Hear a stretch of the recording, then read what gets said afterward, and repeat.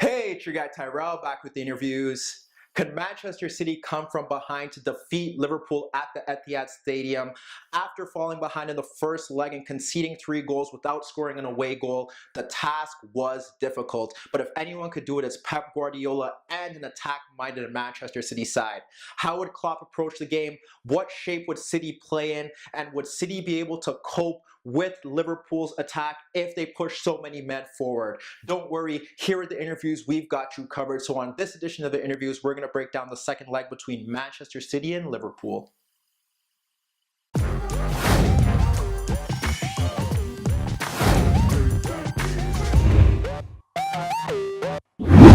So Manchester City, Liverpool, could Manchester City overcome a first leg 3-0 defeat at Anfield? Could they get the job done? How would Pep approach the game? Who would he field in these positions? We saw a starting lineup was very attacking, and how would Klopp cope with it? Would he press from the front at the start? Would he sit deeper and look to play on the counterattack? Here we look at the board. We got Liverpool in the red. We got Manchester City in the blue. No real surprise from the Liverpool starting lineup. 4-3-3. Jordan Henderson was unavailable to suspension. Emre Can was also unavailable. So when you look at the 4-3-3, they got Firmino up front. They got Salah and Mane on the flanks. And midfield, Wijnaldum sat at the base. And then they had Oxlade-Chamberlain and James Milner shuttling. Manchester City, how would they set up? Initially, it looked like more of a 3-2-4-1.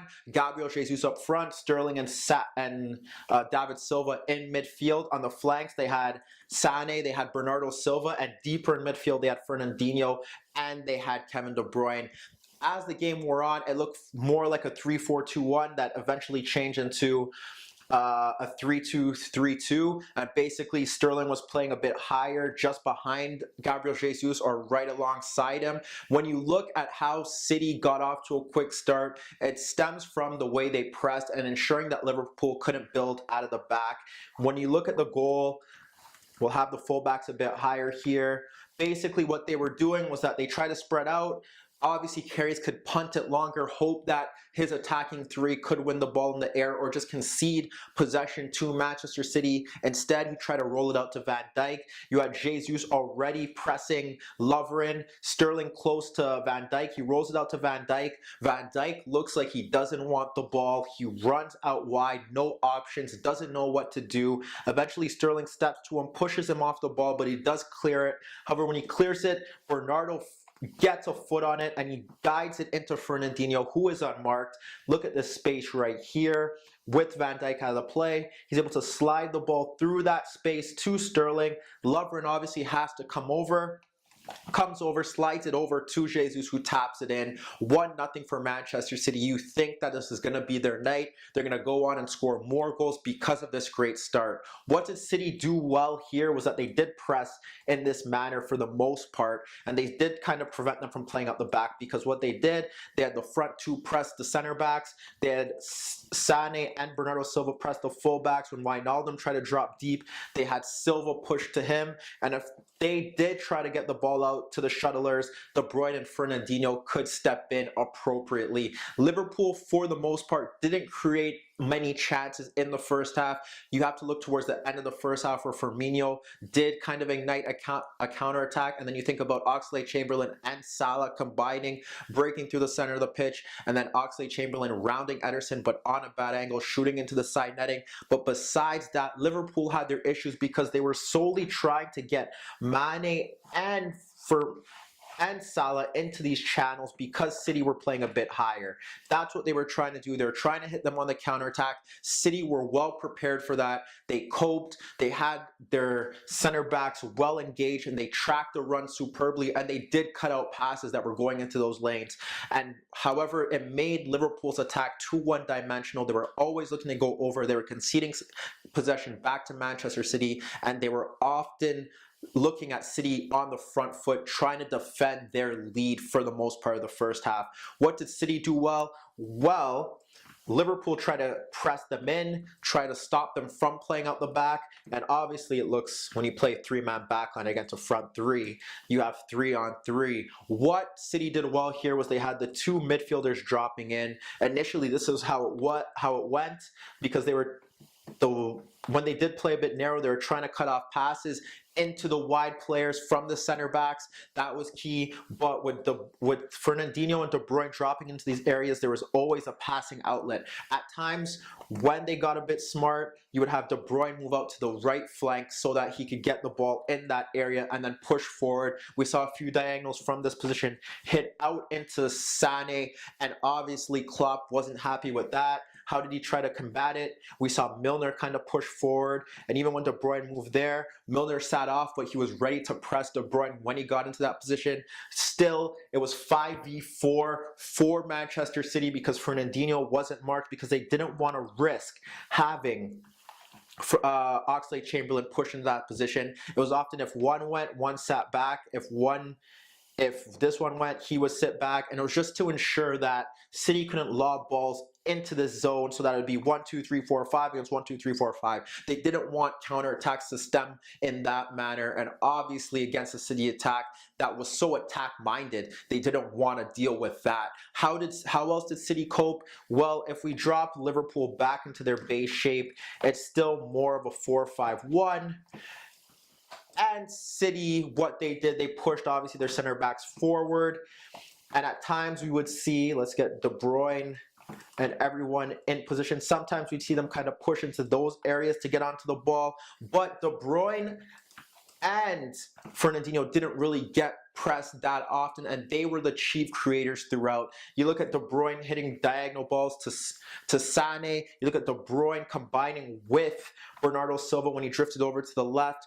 3 of the best chances that stemmed in that first half kind of stemmed through that combination. We look at the first one where he hits it out to Bernardo Silva. You saw cover come over to that flank. Bernardo Silva waits till De Bruyne gets forward, passes the ball into him. He fires a tame effort at Karius. We look at another opportunity where De Bruyne hits a ball out to Bernardo Silva. He goes 1v1 with Robertson, cuts in, bends a shot inches wide. And then we look at the best chance of the half when he gets the ball 1v1 with Robertson, cuts in again, bends a shot that's looked like it's going into the bottom corner, hits off Lovren's head and then hits the post.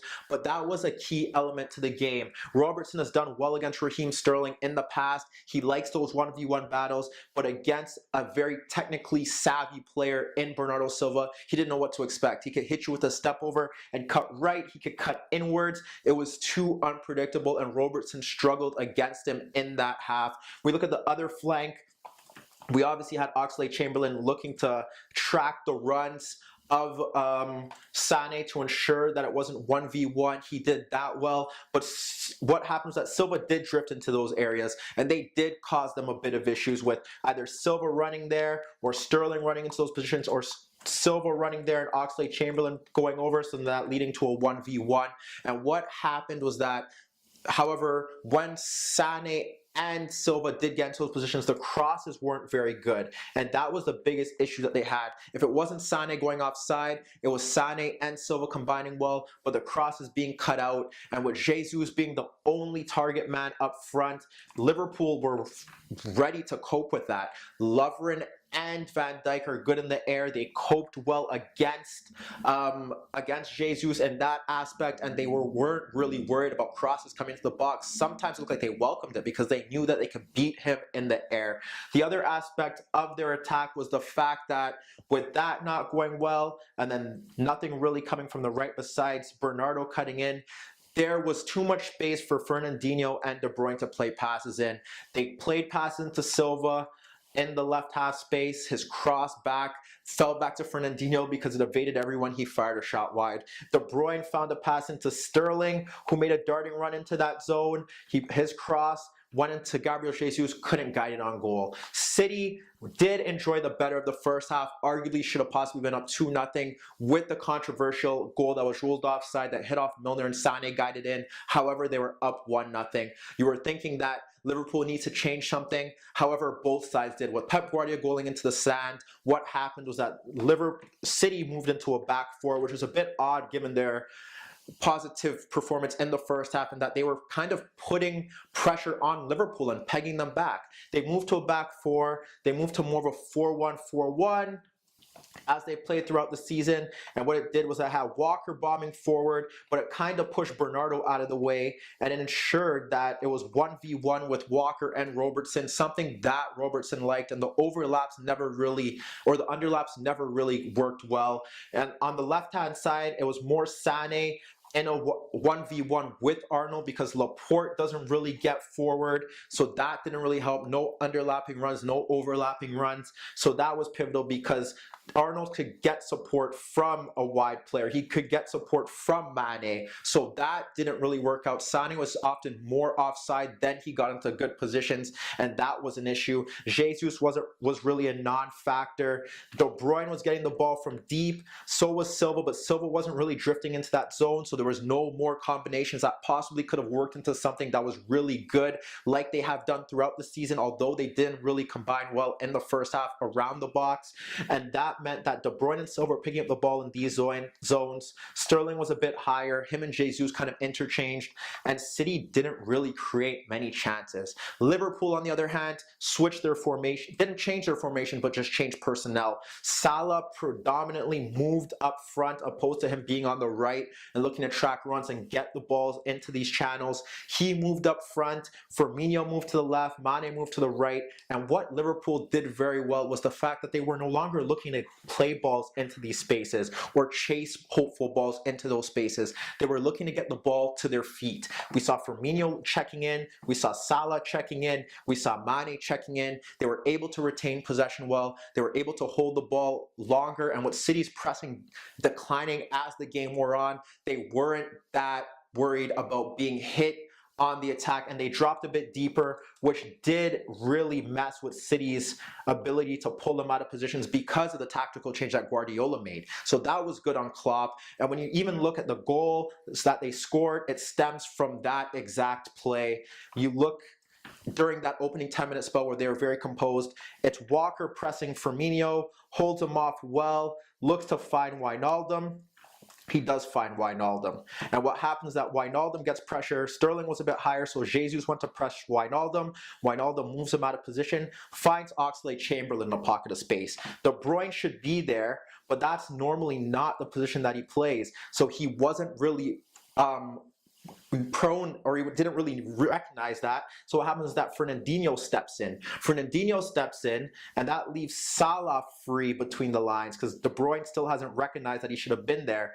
The ball is played to Salah, and then that forces Otamendi to step. Then Mane's breaking in, and that forces Laporte to step. And what happens is that Mane gets past Laporte and Fernandinho, and he places the ball, just gets, Ederson saves it, it fumbles it into the path of Salah, who chips it over Otamendi, and City gets the away goal. When you look at it, it was a goal that should have been prevented, but it just goes to show what Liverpool did well in the second half, and that was being able to get the ball to feet, and it didn't stop there. When we get these guys back into position, when we get the fullback there, let's get everyone back into position here, 4-4-1-1. Basically, there's another opportunity that stemmed from that, and when you look at it, it's Salah dropping into that position, basically picking up the ball, marker follows him, and when you look at it, it's a long ball over the top. Firmino gets onto it, some pressure is applied, Ederson this time steps out well and holds on to the ball, but the warning signs were there. They were getting the ball to feet opposed to chasing it in space, and the game changed because they were able to retain possession. City's pressing declined, and now they had a grip of the game and were able to play some football rather than defending deep for large portions of the remainder of the game. And then when you look at the way that they gave up the game and Liverpool scored the last goal, which was the final away goal, it's Otamendi being pressed by Firmino. He dispossesses him, then breaks into the box, a calm finish from Firmino, and Liverpool do what many people didn't think that they could do. They coped. Guardiola made his tactical errors. They did start off well in this game, but Liverpool did adjust, as did Guardiola, but Liverpool adjusted much better, and we still don't know why Guardiola adjusted into a four-man backline, given that they played pretty well and should have been up 2 goals in the first half with a 3-man backline, but they moved to a 4-man backline. Klopp made his changes Players were coming to feet, retaining possession, and they were able to pick apart a City defense that has had some issues over the past few weeks. But let me know what you guys think. Meet me in the comments below. Don't forget I upload videos every day, and don't forget to subscribe to my channel. And that was your daily dose of the interviews.